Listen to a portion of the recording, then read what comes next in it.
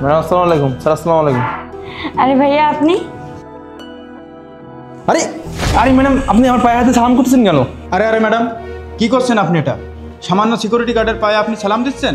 আপনি চুপ থাকুন, একটা কথাও বলবেন না। ভাইয়া আপনি আমাকে চিনতে পারছেন না? আমি শুভ্রা। না ম্যাডাম, আমি তো সত্যি আপনাকে চিনতে পারি না। আপনি কে? ভাইয়া আপনি আমাকে চিনতে পারছেন না? আপনি একটু মনে করার চেষ্টা করুন, আমি শুভ্রা। আপনি আমাকে চিনেন?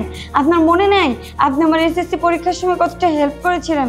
আমার বাবা অসুস্থ ছিল দেখে আমি পরীক্ষার ফিস দিতে পারছিলাম না, আপনি তো তখন আমার পরীক্ষার ফিসটা দিয়ে দিয়েছিলেন, এমনকি আমাকে ফ্রিতে টিউশনি পর্যন্ত করাইতেন। ও আচ্ছা আচ্ছা, তুমি সেই শুভ্রা। তুমি কত বড় হয়ে গেছো, তোমার তো পুরো চিনাই যাচ্ছে না। তোমার গেট আপ কত চেঞ্জ হয়েছে। তুমি আগে কেমন দেখতেছিলে আর এখন কেমন? আরে ম্যাডাম, আপনি সামান্য সিকিউরিটি গার্ডের সাথে এত কি কথা বলছেন? আমাদের তো দেরি হয়ে যাচ্ছে। আপনি থামবেন।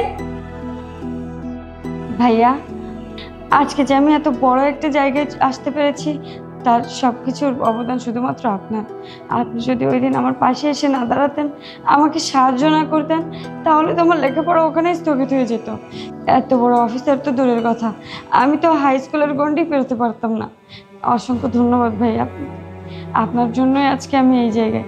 অবশ্য ধন্যবাদ দিলে আপনাকে ছোট করা হবে। আপনি আমার যে উপকার করেছেন এটা ধন্যবাদ দিয়ে আমি আর ছোট করতে চাই না। আমি আপনার প্রতি চিরকৃতজ্ঞ থাকবো ভাইয়া। আসলে কি বোন বলো তো, আমি না প্রথমেই তোমাকে দেখে তোমাকে চিনতে পারছিলাম, কিন্তু আমি তোমাকে চিনেও না চেনার ভান করছিলাম। কেন বলো তো? এই বর্তমান জামানাটাতে কিন্তু এমনই হয়ে গেছে যে যখন একটা ব্যক্তি তার পজিশন চেঞ্জ করে হাইটে চলে যায়, যখন তার টাকা পয়সা বেশি হয়, তখন সে ব্যক্তি কিন্তু তার পেছনের কথাগুলো ভাবে না, তাকে পরিচয় দিতে চায় না। আমি ভেবে নিয়েছিলাম যে হয়তো আজকে তোমার অনেক টাকা পয়সা হয়েছে, তুমি মস্ত বড় অফিসার হয়েছো, তুমি আমাকে পরিচয় দিবা না। এই জন্যে আমি তোমাকে না চেনার ভান করছিলাম, কিন্তু এখন আমি বুঝতে পারলাম যে আমি টোটালি রং ছিলাম। কারণ তুমি শুভ্রা, তুমি আগের মতোই আছো, তোমার ভিতরে বিন্দু পরিমাণ অহংকার নাই। যাক, এটা দেখে খুব ভালো লাগলো যে তুমি আর বাকি 5টা মেয়েদের মতো হও নাই। সত্যি খুব তুমি ভালো। আচ্ছা বুঝেছি, কিন্তু একটা জিনিস না আমার মাথায় কিছুতেই ঢুকছে না। আপনার তো নিজের বিজনেস ছিল, তাহলে আপনি এখানে সিকিউরিটি গার্ডের চাকরি কেন করছেন? হ্যাঁ বোন, তুমি ঠিকই বলেছো। ও আল্লাহ রহমতে আমার সব কিছুই ছিল, ব্যবসা ছিল, গাড়ি ছিল, বাড়ি ছিল, তুমি তো ভালো করে জানো।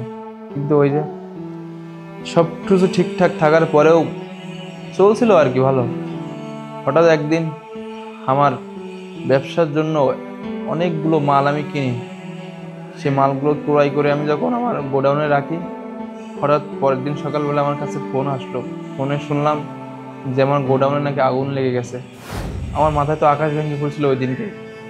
মানে আমার জীবনে যতটা সঞ্চয় ছিল সমস্ত সঞ্চয় দিয়ে আমি এই মালগুলো আনছিলাম যাতে আমি অনেক টাকা প্রফিট করতে পারি, কিন্তু ওই যে বললাম কপালে নাই। তো ওটা শোনার পর থেকেই আমি তো হতাশ হয়ে গেছিলাম যে আমি কী করবো। আমার তো নিঃস্ব হয়ে গেছিলাম, আমার কিছুই ছিল না। আস্তে আস্তে যা ছিল আমার টুকটাক সব কিছু বিক্রি টিক্রি করে চলছিলাম, কিন্তু একসময় সেগুলো তো ফুরিয়ে যায়। তখন অনেক সমস্যা চলছিল, এখানে ওখানে গেছি চাকরির জন্য, কিন্তু আমাকে কেউ চাকরি দেয়নি। কিন্তু ভালো করে জানো যে বর্তমান সময় চাকরি করতে গেলে টাকা পয়সা লাগে, না হলে মামা খালু লাগে, কিন্তু আমার তো টাকা পয়সা নাই, এরকম মামা খালু আমার সেরকম নাই। এই জন্য আমার চাকরির সেরকম কোথাও হয় নাই। তারপরে আস্তে আস্তে কি করবো বলো, জীবনে বেঁচে থাকতে হলে তো কিছু না কিছু করতে হবে, তাই না? জীবিকা নির্ভর করার জন্য। তো হঠাৎ একদিন এই অফিসে আসছিলাম, পরে সিকিউরিটি গার্ডের একটা পোস্ট খালি ছিল, সেখানে চাকরিটা আমাকে দিছিল, আর তারপর থেকে এখানে চাকরি করছি। যাক, যা হয়েছে তা হয়েছে। এখন তো আমি চলে এসেছি, আপনার বোন চলে এসেছে। আপনার এই বোন আপনাকে আর কোনো চাকরি করতে দিবে না, আর এই সিকিউরিটি গার্ডের চাকরি তো নাই। আসলে কি বলুন তো, আমি তো আপনার বিষয়ে জানি।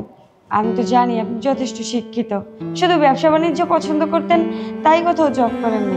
আর আমি সব কিছু জেনে শুনে আপনার উপকারে আসতে পারবো জেনেও কিভাবে হাত গুটিয়ে বসে থাকবো বলেন? আপনি একটা কাজ করুন, আপনি আপনার সকল কাগজপত্র নিয়ে কালকে সকালে আমার সঙ্গে দেখা করুন।